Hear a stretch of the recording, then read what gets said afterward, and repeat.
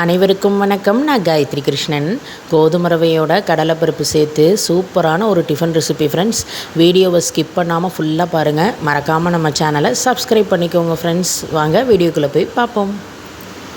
இந்த tiffin recipe பண்ணுறதுக்கு நம்ம ஃபஸ்ட்டு கடலைப்பருப்பை ஒரு அரை மணி நேரம் கிட்ட ஊற போட்டுக்க போகிறோம். நான் இன்றைக்கி 2 டேபிள் ஸ்பூன் அளவுக்கு கடலைப்பருப்பு எடுத்திருக்கேன். அதை வந்து ஒரு கப்பில் மாற்றிட்டு இப்போ இந்த பருப்பை நம்ம வாஷ் பண்ணி எடுத்துக்கலாம். கடலைப்பருப்பை வாஷ் பண்ணி மூழ்கிற அளவுக்கு தண்ணி விட்டாச்சு. இதிலே காரத்துக்கு ஒரு வரமிளகாயும் போட்டு இதை அப்படியே மூடி வச்சு ஒரு 1/2 hour ஊறட்டும். இப்போது கரெக்டாக ஒரு 1/2 hour ஆயாச்சு. பாருங்கள், நம்மளோட அந்த கடலைப்பருப்பு வரமிளகா எல்லாமே நல்லா ஊறி வந்திருக்கு.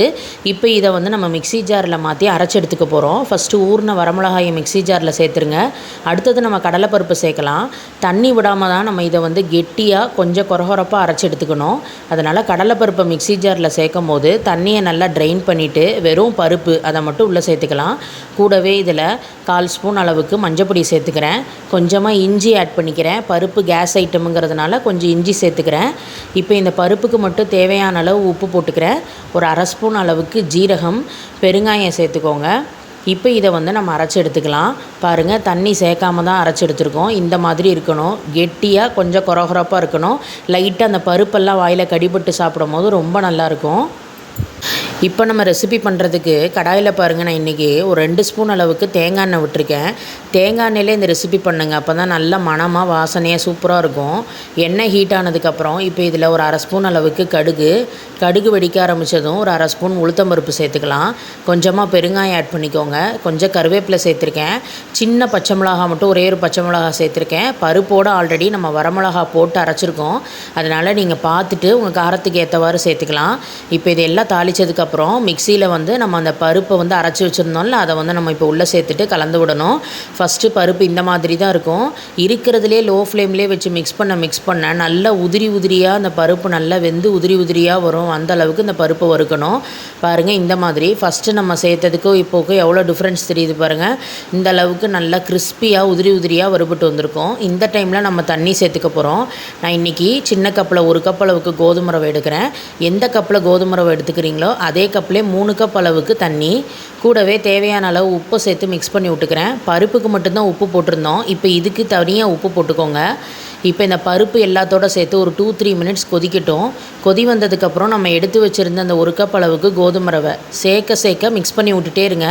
பைண்டாகி அப்போ தான் எல்லாமே சேர்ந்து வரும். பாருங்கள், இந்த மாதிரி இன்னும் டைம் ஆக நல்லா திக்காக வெந்து வந்துடும். எவ்வளோ அருமையாக வெந்து வந்திருக்கு பாருங்கள். ஃபஸ்ட்டு நம்ம சேர்த்ததுக்கு இப்போவும் கோதுமை ரவையை போட்டு ஒரு 2 நிமிஷம் கிளறிட்டு மூடி வச்சுருங்க. அப்போ தான் நல்லா வெந்து வரும். எல்லாம் வெந்ததுக்கப்புறம் லாஸ்ட்டாக இறக்குறதுக்கு முன்னாடி ஃப்ரெஷ்ஷான கொத்தமல்லியும் 1 ஸ்பூன் அளவுக்கு நெய்யும் சேர்த்துக்கிறேன். நெய் வாசனையோட அந்த கொத்தமல்லி வாசனையோடு சாப்பிடும் போது ரொம்ப நல்லாயிருக்கும். இல்லை சுட சர்வ் பண்ணால் தான் நல்லாயிருக்கும். எல்லாத்தையும் சேர்த்து கலந்து விட்டுட்டு சூடாக நம்ம சர்வ் பண்ண வேண்டிதான்.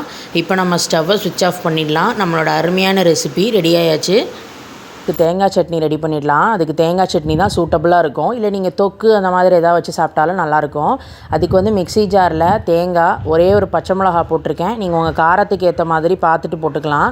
2 கருவேப்பிலை, சின்னதாக கொட்டைப்பாக்கு சைஸ் அளவுக்கு புளியை சேர்த்துருக்கேன். அதை ஃபஸ்ட்டு ஒரு தடவை கிரைண்ட் பண்ணிவிட்டு இப்போ இதில் நான் பொட்டுக்கடலையும் தேவையான அளவு உப்பையும் ஆட் பண்ணிவிட்டு இப்போ இதை வந்து நான் அரைச்சி எடுத்துக்கிறேன். பாருங்கள், இந்த மாதிரி சட்னி அரைச்சி எடுத்துகிட்டு இப்போ அதில் கடுகு, உளுத்தம்பருப்பு, பெருங்காயம், 2 கருவேப்பிலையை தாளித்து அப்படியே நான் சட்னியில் ஆட் பண்ணிக்கிறேன். சட்னி ஆல்ரெடி சர்விங் பவுலுக்கு மாற்றியாச்சு. இப்போ அதை வந்து நம்ம அரைச்சதை அப்படியே தாளித்ததோடு சேர்த்து மிக்ஸ் பண்ணால் நம்மளோட அருமையான தேங்காய் சட்னி ரெடி. இன்றைக்கி ரெசிபி பார்த்துருப்பீங்க ஃப்ரெண்ட்ஸ். கடலைப்பருப்பை வச்சு ஒரு உசிலி மாதிரி பண்ணி அதில் கோதுமை ரவையை சேர்த்து ஒரு உப்புமா மாதிரி ஒரு ரெசிபி. சைட் டிஷ்க்கு நீங்கள் தேங்காய் சட்னி, தொக்கு 2ல் எது வச்சு சாப்பிட்டாலும் ரொம்ப அருமையாக இருக்கும். கண்டிப்பாக எல்லாருமே இந்த மாதிரி ஒரு ப்ரோட்டீன் ரிச் ஹெல்த்தி டிஃபனை ட்ரை பண்ணி பார்த்துட்டு ஃபீட்பேக்கை மறக்காமல் ஷேர் பண்ணுங்கள் ஃப்ரெண்ட்ஸ். தேங்க்யூ.